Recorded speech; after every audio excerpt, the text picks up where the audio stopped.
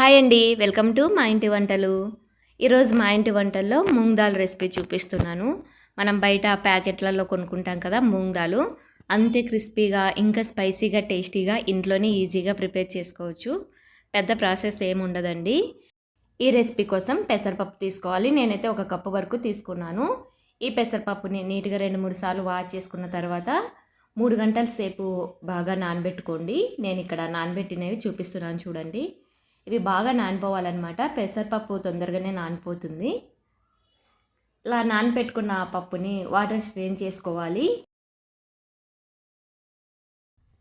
ఇలా ఒక స్ట్రైనర్లో వేసుకుంటే వాటర్ అన్నీ వెళ్ళిపోతాయి. ఇలా వేసుకున్న తర్వాత ఒక 2-3 నిమిషాల పాటు అలాగే ఉంచేసుకోండి. వాటర్ అన్నీ దిగిపోతాయి. ఇలా వాటర్ అన్నీ స్ట్రెయిన్ అయిపోయాక ఏదైనా క్లాత్లో వేసుకొని తేమంతా తుడుచుకోవాలండి. మనము వేడి ఆయిల్లో డీప్ ఫ్రై చేస్తాం కాబట్టి తేమ ఉందనుకోండి చిటపట్లాడుతుంది ఆయిల్.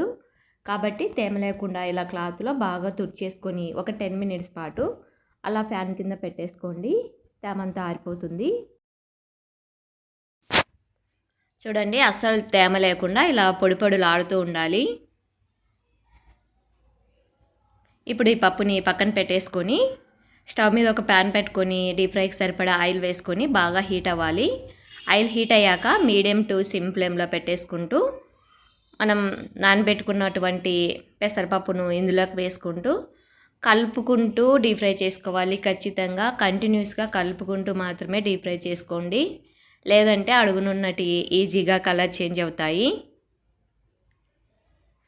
ఇంకా వేయించుకోవడం ఒకటే అండి ప్రాసెస్, పెద్దగా ఏం పని ఉండదు. కాకపోతే ఇవి ఫ్రై అవ్వడానికి కొంచెం టైం పడుతుంది నానబెట్టాం కాబట్టి.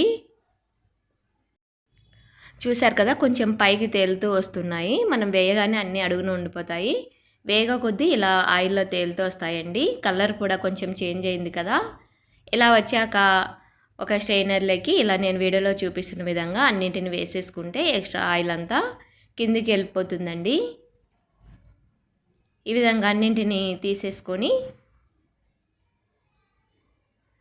ఏదైనా టిష్యూ పేపర్లోకి వేసేసుకున్నామంటే ఎక్స్ట్రా ఆయిల్ అంతా అబ్జర్వ్ చేసేసుకుంటుంది.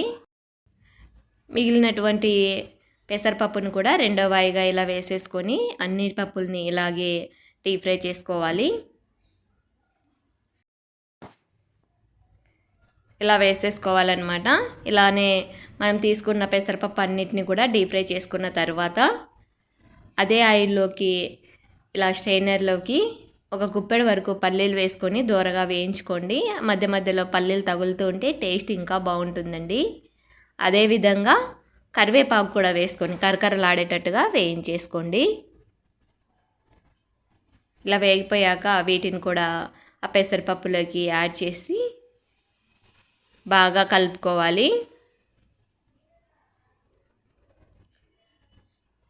టిష్యూ పేపర్లు అన్నింటినీ తీసేసుకొని